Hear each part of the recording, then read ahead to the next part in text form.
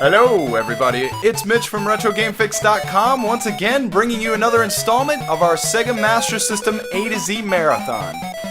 And this week we bring you Sega's 1989 release, Casino Games.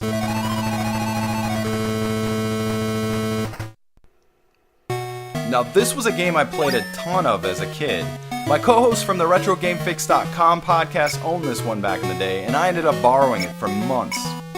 Now, on the surface, this game looks like a lame attempt from Sega that probably wouldn't hold up. But let me assure you that you are totally wrong, somehow.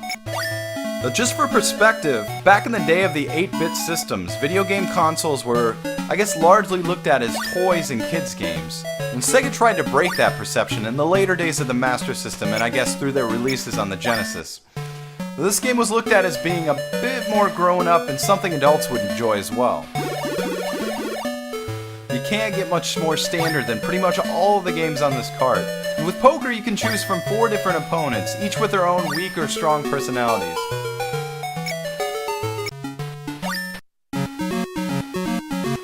The graphics, in my opinion, are pretty nice for the system, and although these characters are mostly static, the music is interesting and changes with each game that you play.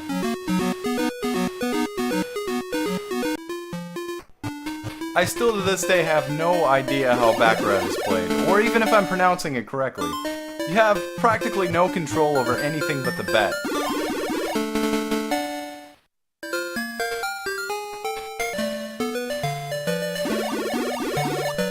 Besides the variety of games you can choose from, this game has a pretty cool and odd Easter egg that makes no sense at all except pretty much to make you laugh. Now, it's revealed after losing and or folding 10 times in a row.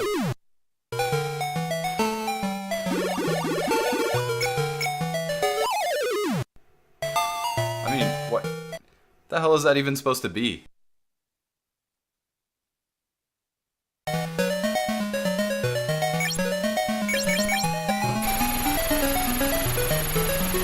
There's not a whole hell of a lot I can say about slot machines that you don't already know. You can bet in several different increments, and it's incredibly tempting to just bet everything and let it ride just for the hell of it.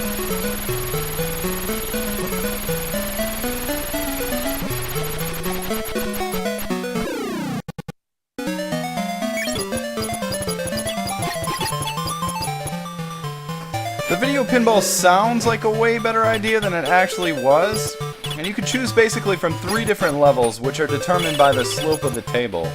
It's completely bare, and yes, I actually am really trying here.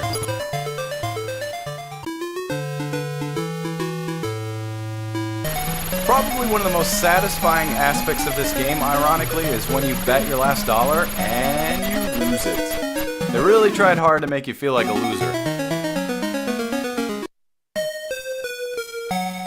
In closing, somehow, nostalgia aside, this is an incredibly addicting and fun game. The graphics, the sound, and the gameplay are top-notch in my book, and somehow it's pretty difficult to get bored, unless you're playing pinball. I kid you not, this one just defies logic in my book, and is on my list of Master System must-haves. I'm easily going to give this one a 3.5 stars out of 5. Encourage you to check it out for yourselves. So with that, I'm going to walk with my head down into the shadows and say see you next time for our next installment of our Sega Master System A to Z Marathon.